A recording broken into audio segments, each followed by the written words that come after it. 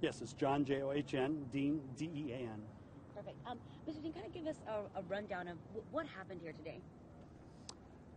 Shortly after we opened, we had an agent to stop by the store who said that someone would be coming by to purchase 2 guns, and they wanted us to go ahead and handle the sale for them. And shortly after he arrived, he identified the person at the door who was going to be coming in, and so I helped the person with the purchase. As soon as the purchase was over and he left the door, several agents came out and tackled him here in the parking lot and took him down.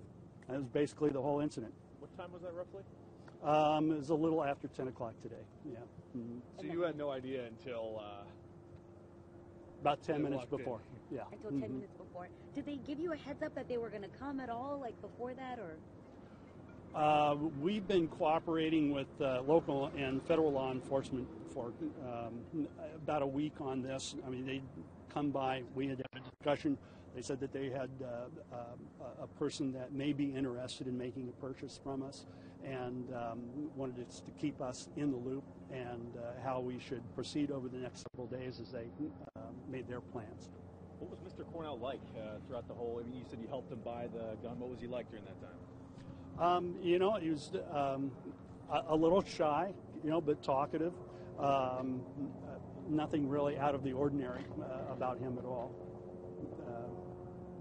Certainly nothing that would indicate that he was involved in something of this magnitude. Can you give us the inventory again that he was? Yeah, what did he came to purchase, or that he did? 2 AR-15 style rifles, semi-automatic civilian rifles, some ammunition, and a couple of magazines. Do you know how much ammunition?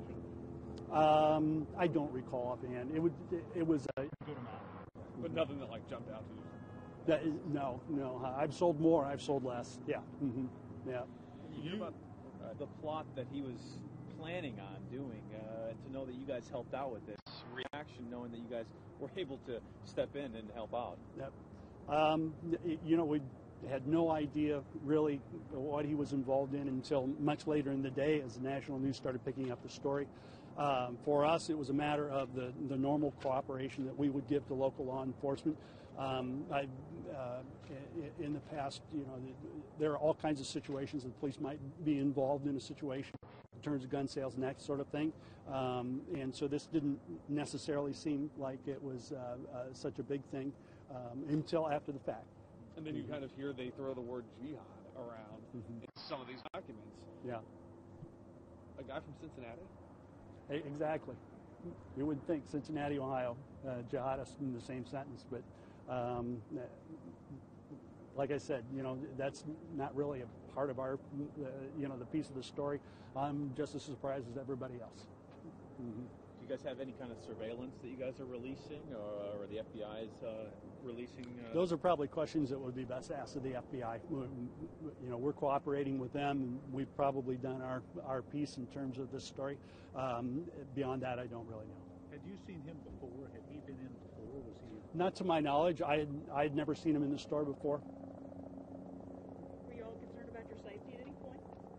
No, actually, no concerns about my safety at all. We had law enforcement here, and I'd spent at least enough time with these particular officers to know that I was in good hands. They knew what they were doing, and they exuded a lot of confidence.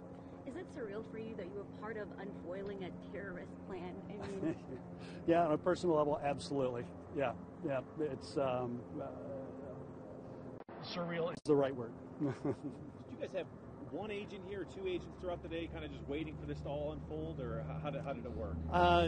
No, an agent that I talked to before was the first person to arrive, and he was the only one here at that particular point.